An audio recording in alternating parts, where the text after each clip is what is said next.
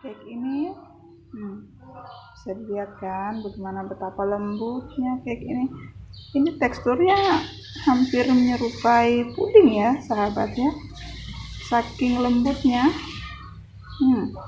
Tapi ini karena kadar air di dalamnya masih sangat tinggi, ini hanya bertahan 1 hari ya sahabat. Jadi kalau untuk bekal liburan ini sepertinya kurang cocok, tapi kalau hanya untuk piknik beberapa jam saja ini sangat bagus.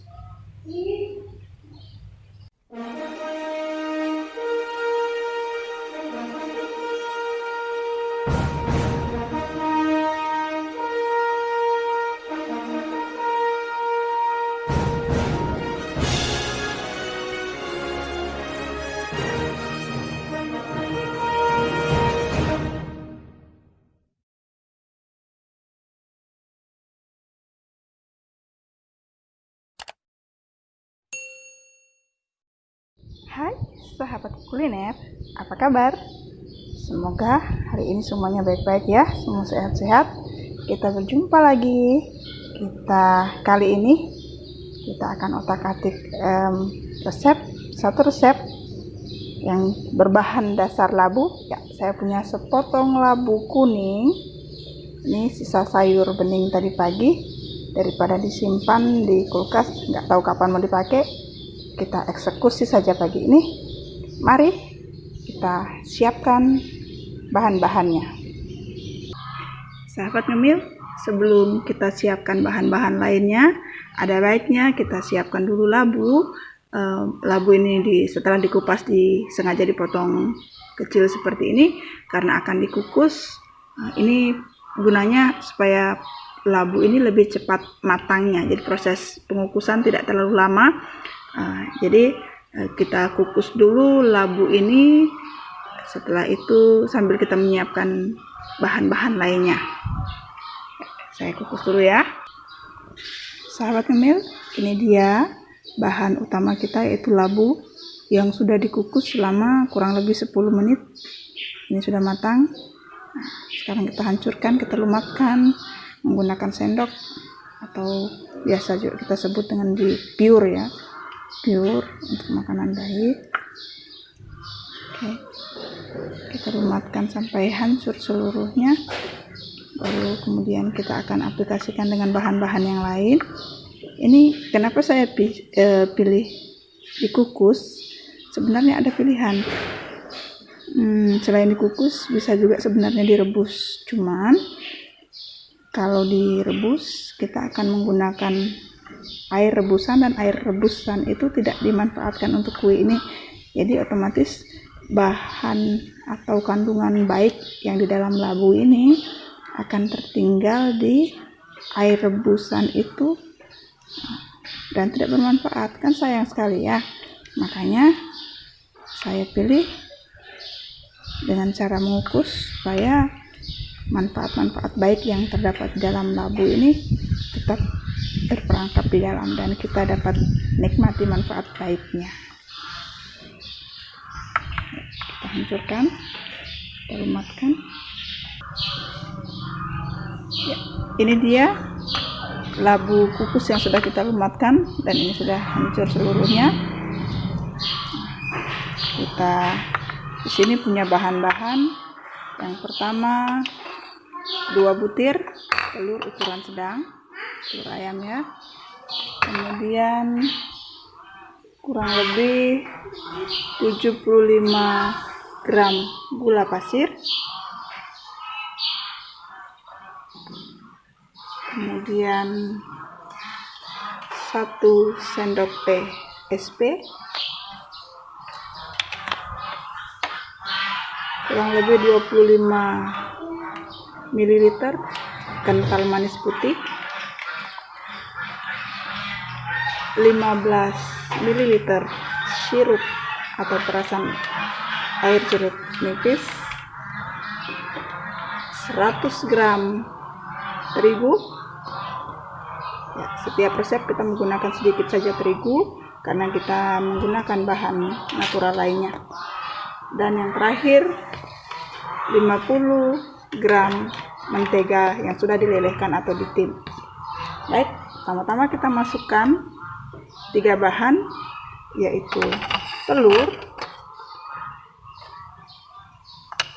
gula pasir, dan SP. 3 bahan kita sudah siap. Selanjutnya kita mixer sampai adonan ini mengembang. Baru kemudian kita masukkan kental manis dan sirup.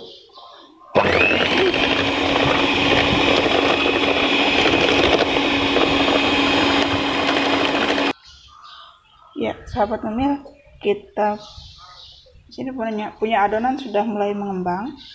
Kita masukkan susu, tapi belum mengembang sepenuhnya ya, belum seluruhnya. Kita masukkan susu dan juga sirup. Sirup ini boleh diisi, boleh tidak ya. Sekali lagi saya sampaikan, ini hanya untuk menetralisir aroma amis dari telur. Bisa diisi, bisa tidak. Bisa juga menggunakan perasan lemon atau jeruk nipis. Kita mixer kembali sampai adonan benar-benar mengembang. Ya sahabat ngemil, kita bisa melihat di sini adonan kita sudah mulai kokoh, ditandai dengan jejak dari adonan ini sudah mulai lambat hilangnya. Jadi jejaknya agak lama, kemudian baru hilang.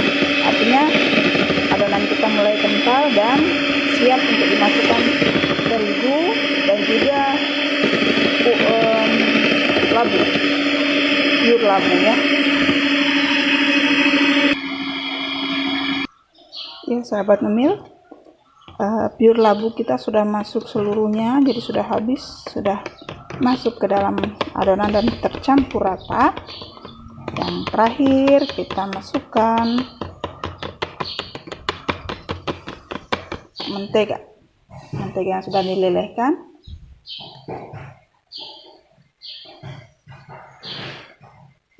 Jangan lupa ya sahabat, tadi tidak disampaikan sebelumnya bahwa tetap kita tambahkan bahan kita campurkan di terigu tadi sedikit baking powder, sedikit saja, hanya seujung sendok saja, sedikit saja, untuk tekstur supaya lebih baik tekstur kue kita.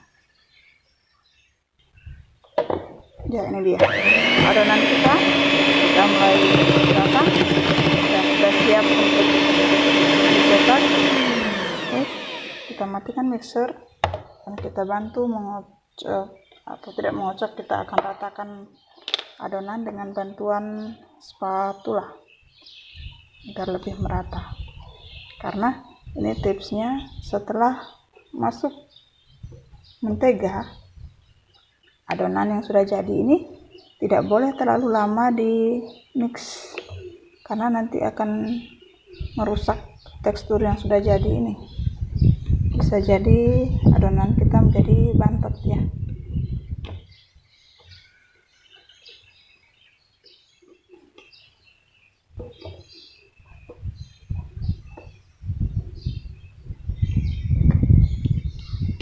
Oke, kita ratakan dan kita akan mencetak. Di sini kita punya satu cetakan yang sudah dioles dengan mentega. Jadi setelah dimasukkan cetakan kita akan kukus selama kurang lebih 30 menit. Sahabat ngemil, adonan kita sudah siap, tinggal menunggu kita panaskan panci. Panci harus ditutup seperti ini ya sahabat ya. Jadi ditutup, dilapis dengan kain, ditutup sebisa mungkin, serapat mungkin, supaya tidak banyak uap yang keluar dan uap yang naik itu tidak menjadi air dan tidak menimpa kue. Karena adonan kita yang dikukus, kalau tertimpa uap air itu teksturnya akan menjadi menggelembung atau bergelombang, jadi kurang sedap dipandang mata ya. Ini panci kita sudah mulai panas, Kita akan masukkan adonan kita dan kita kukus kurang lebih selama 30 menit ya. Uapnya sudah naik, sudah panas ya. Kita menunggu kurang lebih 30 menit. Oke, sahabat ngemil, ini kita sudah memasuki menit yang ke 30. Jadi tadi sempat saya buka di menit ke 25, ternyata masih sedikit agak lengket di lidih. Jadi kita coba buka lagi untuk kedua kalinya ya. Ini posisi kompor masih menyala ya. Oke, kita tusuk dan sudah bersih ya sahabat ngemil. Kita boleh matikan kompornya dan kita angkat, keluarkan dari panci kuenya. Hai sahabat ngemil, ini dia tampilan cake kita kali ini. Jadi ini pinggirnya agak sedikit hancur karena tadi pas mengeluarkan dari cetakan kita memakai bantuan spatula, karena di awal tadi memang sengaja cetakan tidak ditaburi dengan tepung, hanya dipoles dengan mentega saja. Tapi tidak apa-apa. Ini aroma labu sangat kuat dan cake ini sangat lembut sekali. Ya. Ini sangat cocok untuk cemilan ditemani dengan kopi atau teh. Apalagi bagi sahabat muslim yang saat ini melakukan ibadah puasa ya. Jadi ini sangat cocok untuk berbuka puasa. Membuka puasa karena ini terbuat dari bahan alami, labu, yang sangat baik untuk pencernaan ya. Jadi inilah resep kita kali ini, dan ikuti terus video-video saya, karena setelah ini kita akan membuat cake masih dengan bahan-bahan alami seperti pisang atau keladi atau talas, dan kalau memungkinkan kita akan mencoba mengaplikasikan nangka di dalam resep-resep kita. Dan setelah itu baru kita akan mencoba resep lain yang berbahan dasar terigu seperti cake keju atau brudel cake atau cake lainnya, brownies, mocha ya. Tetap saksikan video saya. Terima kasih sudah menonton. Selamat mencoba. Bye-bye.